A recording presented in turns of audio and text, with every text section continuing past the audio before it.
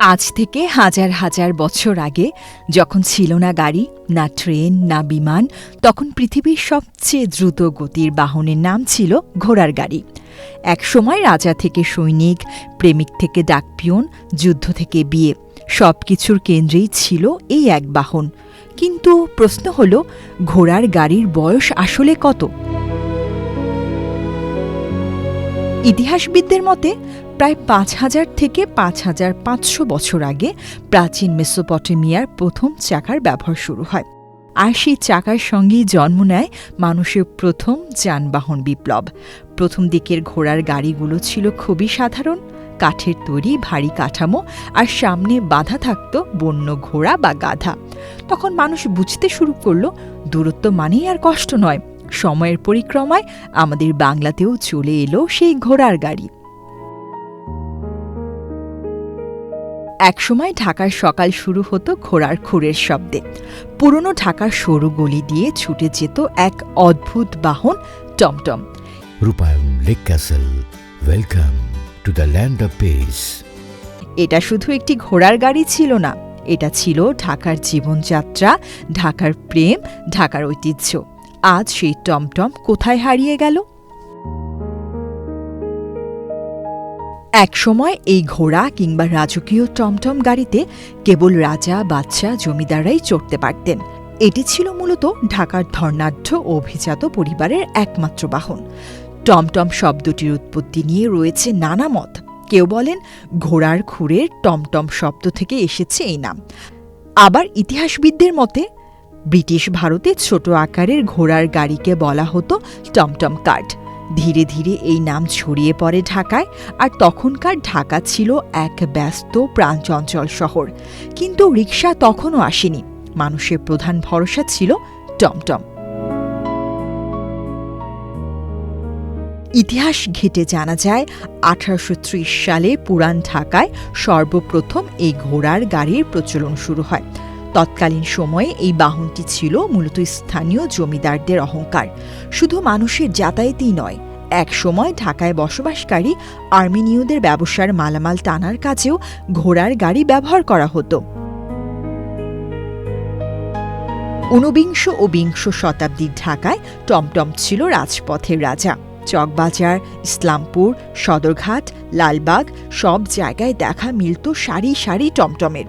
ধনী ব্যবসায়ী, জমিদার, ইংরেজ কর্মকর্তা, এমনকি নবাব পরিবারের সদস্যরাও চলাফেরা করতেন টমটমে। তখনকার দিনে টমটম ছিল এক ধরনের স্ট্যাটাস সিম্বল। যার টমটম যত সুন্দর, সমাজে তার মর্যাদা তত বেশি। শুধু যাতায়াতে নয়, টমটম ছিল মানুষের আবেগের অংশ। বিয়ের শোভাযাত্রা বের হতো টমটমে। ঈদের কেনাকাটা শেষে পরিবার ফিরত টমটমে চড়ে। শিশুরা আনন্দে হাত নেড়ে দেখত রাস্তার দৃশ্য।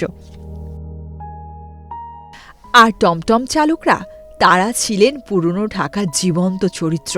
কার কোন গুলি, কোথায় শর্টকাট, কোন বাড়িতে কি অনুষ্ঠান, সব খবরই জানতেন তারা। এরপর নবাবী শাসনামল থেকে শুরু করে পরবর্তী সময়ে ধীরে ধীরে সাধারণ মানুষের মাঝেও এর জনপ্রিয়তা আকাশচুম্বী হয়ে ওঠে। তবে কালের বিবর্তন আর আধুনিক প্রযুক্তির ছোঁয়ায় বদলে গেছে দৃশ্যপট। আজ ডিজেল, তেল আর মোবিলের ইঞ্জিনের আধিক্যে হারিয়ে যাচ্ছে ঐতিহ্যবাহী সেই রূপালী দিনের বাহন। যান্ত্রিক সভ্যতার গতিময় প্রতিযোগিতায় টিকতে না পেরে আভিজাত্যের এই প্রতীকটি বর্তমানে প্রায় বিলুপ্তির পথে, যার ফলে দিন দিন নিজের চিরচেনা ঐতিহ্য হারাতে বসেছে ইতিহাস আর ঐতিহ্যের পুরান ঢাকা। আসলে ঘোড়ার গাড়ির ঐতিহ্য হারাতে বসছে কেন?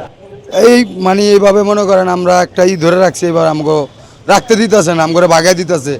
এই ডিসি নতুন আইসা মনে করেন এই কদিন এদিকে লাইনে দেওয়া, কয়েকদিন পর মনে করেন রাখার জায়গা, সব জায়গায় মনে করেন ঝামেলা। উনি দিবেই না আমাদেরকে রাখতে। এদিকে গাড়ি আছে আপনার মনে করেন এইখানে আছে 20টা, আরও আলাদা অন্য জায়গায় আরও আছে। এগুলো আমার গুলিস্তান সদরঘাট চলে। এখানে মনে করেন বছরখানি আমাদের এটা বন্ধ করে দিছিল। পরে আবার মনে করেন আমরা হাতে পায়ে ধরে মনে করেন চালাইতেছি, দৌড়ানি বাড়ি বুড়ি খায়া চলতেছি। তাও মনে করেন এখানে এখন ওই ঝামেলা শেষ করে এখন আইছে নতুন করে আমাদের রাখার ঝামেলা। আর আমাদের এখানে রাখতে দিবে না।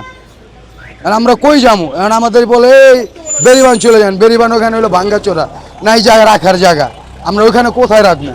এখানে এটা তো ঐতিহ্য পুরান ঢাকা, হ্যাঁ, পুরান ঢাকার ঐতিহ্য আমরা ধরে রাখছি, কারণ আমরা তো চালাই এটা মনে করেনি করি। বন্ধ হয়ে যাচ্ছে আস্তে আস্তে। হ্যাঁ, এখানে মানে হঠাৎ বন্ধ করে দিতেছে, তো বন্ধ হয়ে যাচ্ছে না, বন্ধ করে দিচ্ছে, মানে আমরা কি করব? মানে আমরা তো কিছু করতে পারতেছি না।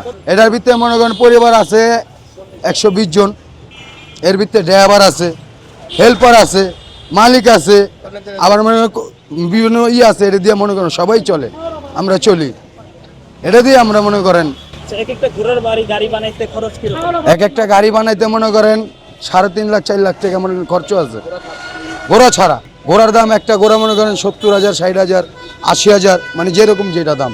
এখন মনে করেন রাখতে, এখন এখানে রাখতে হয় রাত্রে, সকালে আমাদের এখানে চাপাই দিতে হয়, ভোর 6টা বাজে মনে করেন গাড়ি চাপায় অন্য জায়গায় নিয়ে যাই, এদিকে ওদিকেও মনে করেন যে আমরা রাখতেই পারি না, পাহারা দিতে হয় রাত্রে। এখন এদিকে মনে করেন এদিকে লোক আছে পাহারা দেয়, মানে আমরাও দিতে হয়। আমরা চাইতেছি আমাদের এখানে একটু রাখার জায়গা, এই জায়গায় না দোক, অন্য এক জায়গায় আমার ভালো একটা জায়গায়। ঐতিহ্য ধরে রাখতে চাচ্ছেন? হ্যাঁ, আমরা তো ধরে রাখতে চাইছি, দেখেই তো আমরা এই ব্যবসাটা করতেছি। আধুনিকতার এই আগ্রাসনের মাঝেও রাজধানীর গুলিস্তানে এখনও দেখা মিলে অল্প কিছু ঘোড়ার গাড়ির। বুক ভরা কষ্ট আর ঐতিহ্যকে বাঁচিয়ে রাখার তাগিদে তারা আজও আঁকড়ে আছেন এই পেশা। পূর্ব আমল থেকে, যেটা আমার দাদা যখন করছে ঘোড়াগাড়ির ব্যবসা, বাবা করছে, তখন থেকে গুলিস্তান টু সদরঘাট চলতো। তো বর্তমানে আমাদের গুলিস্তান সদরঘাট চলতে দেন, এটা পরিস্থিতি খুবই ভয়াবহ। এই ঘোড়ার গাড়ি দিয়ে আমাদের 3টা-4টা সংসারের ফ্যামিলি চলাফেরা করে। আমরা মধ্য ফ্যামিলি যারা আছি এগুলা ব্যবসা করে আমাদের পুরান ঢাকার ঐতিহ্যকে ধরে রাখছি। এখন এই ঐতিহ্য যদি বিলীন করে দেয়, তাহলে আমাদেরকে একটা সময় দেখ, আমাদের অন্য রাস্তা দেখাই দেখ, আমাদের অন্য ব্যবসা বাণিজ্য দেখাই দেখ, আমরা করি, তাইলে আমরা ঐতিহ্য বাদ দিয়ে দিব। যেহেতু ঐতিহ্য আমাদেরকে করতে দিতেছে না, বলে নাকি জামজট গ্যাদারিং আমাদের এখানে রাখতেও দেয় না।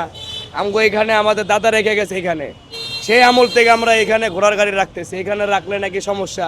ওই সামনে দেখবেন গুলিস্তান ফ্লাইওভারের নিচে আপনার বাস থাকে, মাজারের সামনে লেগুনা থাকে, তো এইগুলা অবৈধ বৈধ মিলেই চলে। আর আমাদের হচ্ছে আপনার ঘোড়ার গাড়ি বৈধ, ঢাকা দক্ষিণ সিটি কর্পোরেশনের নাম্বার দেওয়া।